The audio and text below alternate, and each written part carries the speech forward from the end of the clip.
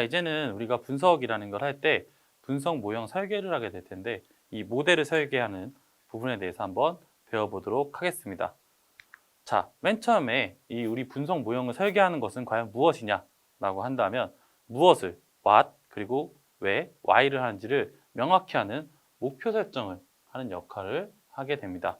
그래서 이와 유사한 개념으로 계획이 있는데 그런 계획은 주어진 목표를 달성하기 위한 구체적인 방법, how를 모색하고 절차를 설정하는 것을 의미를 합니다. 그래서 우리가 분석을 어떻게 할지, 어떤 식으로 도출할지 등을 나타내는 것을 분석 모형의 설계라고 할 수가 있습니다. 자, 그래서 빅데이터 분석 기법에는 이제 다음과 같이 설계가 진행이 되는데요. 첫째, 기획 단계, 두 번째, 수립 단계, 세 번째, 수행의 단계로 나타나게 됩니다. 자, 분석 모형 선택 시에는 분석 목적과 맞지 않는 분석 모형은 향후 사용이 어려울 수 있기 때문에 분석 목적이 맞는지 반드시 확인해야 됩니다. 따라서 우리가 어떠한 일을 할 때도 마찬가지인 것처럼 이 목적이 가장 중요한데요. 흔히 우리가 나중에 머신러닝이나 딥러닝 혹은 빅데이터에서 이런 얘기가 있어요. 가비지 인, 가비지 아웃. 자, 내가 어떠한 목적을 정하느냐에 따라서 데이터 수집도 달라지게 되고요. 또 결과치도 달라지기 때문에 좋은 데이터가 들어가야 좋은 결과가 나오게 되겠죠. 따라서 이 목적은 굉장히 중요한 부분이라고 할 수가 있습니다. 또한 이 모형의 안정성이 확보되어야 하고요. 입력 변수에 따른 예측력 역시도 당연히 중요하게 되겠죠. 내가 모형을 만들었는데 뭐 예측이 전혀 안 되거나 혹은 아무 의미 없는 모형이라면 당연히 문제가 될 수가 있겠죠. 또한 이제 상황에 따라서 모형을 갱신을 유연하게 할 수가 있어야 하고요. 각 모형별 목적 및 예측력의 불안정, 추정의 문제 발생 가능성이 가장 작은 분석 모형을 선정해야 합니다.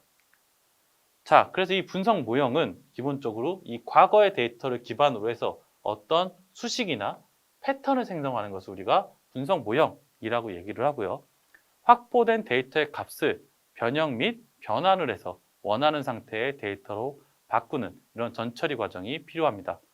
그래서 단일 모형의 예측력이나 분석 결과가 좋다고 하더라도 여러 개의 변수로 분리해서 각각에 대해서 모형을 생성해서 결과를 도출하는 것이 가장 최적의 도출 방법이라고 할 수가 있습니다.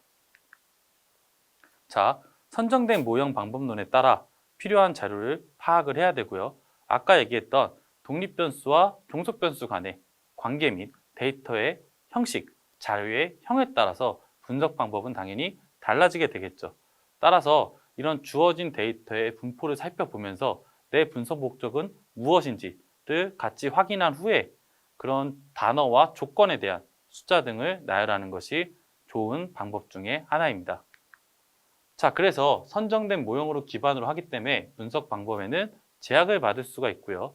좋은 결과를 위해서는 모수를 충분히 확보하는 것이 중요합니다. 즉, 표본을 많이 하면 많이 할수록 좋은 결과가 나올 확률이 높아진다라는 얘기죠. 자, 앞에서 배웠던 거랑 계속 연관되게 진행이 되고 있죠.